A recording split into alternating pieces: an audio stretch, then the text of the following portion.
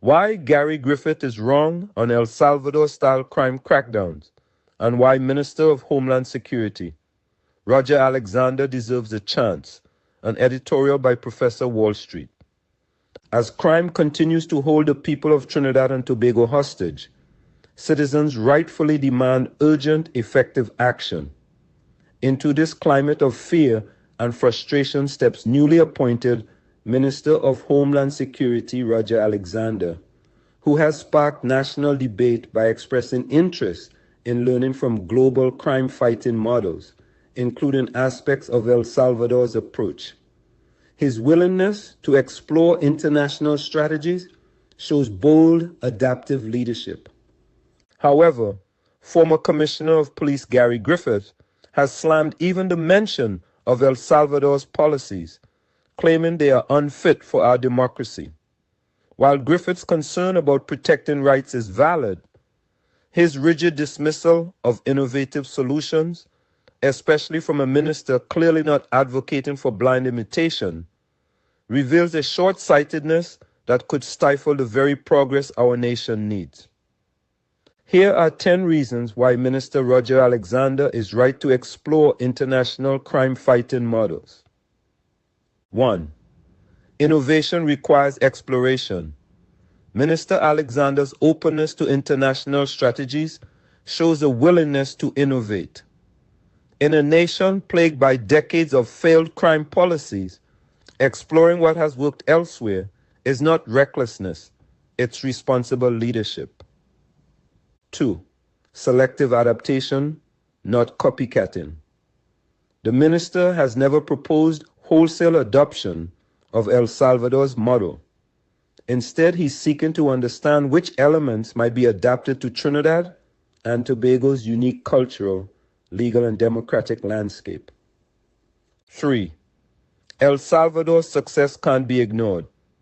El Salvador has seen a dramatic drop in homicide rates, from one of the highest in the world to one of the lowest in Latin America. Ignoring that success outright is ideological blindness, not pragmatism. 4. Trinidad and Tobago needs results, not rhetoric. Citizens are tired of political posturing and recycled strategies. Alexander's approach, grounded in global best practices, offers something fresh and potentially effective. 5.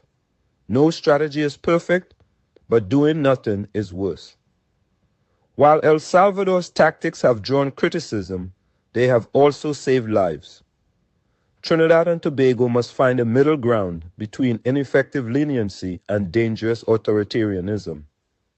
6. Public support matters.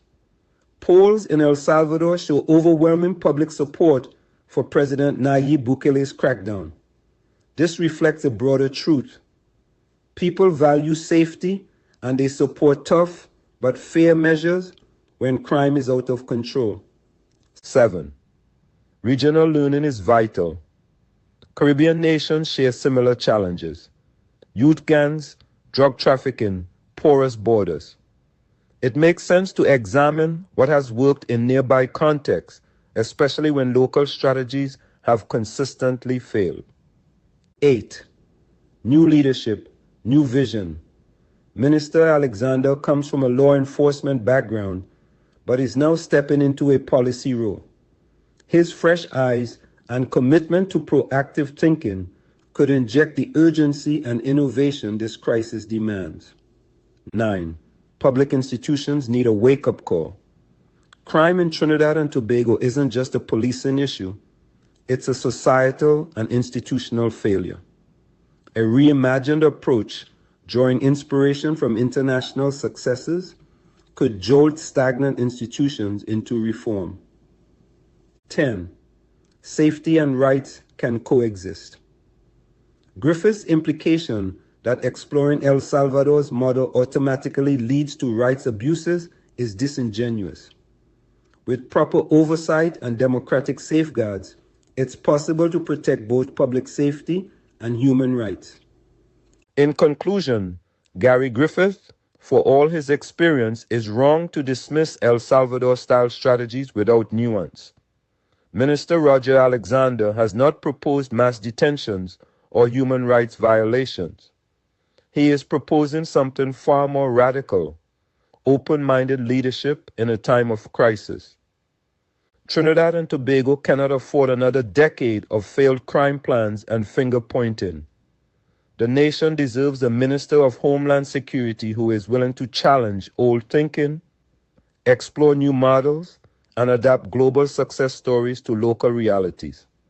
In this, Roger Alexander is absolutely right and deserves the public's cautious optimism and support.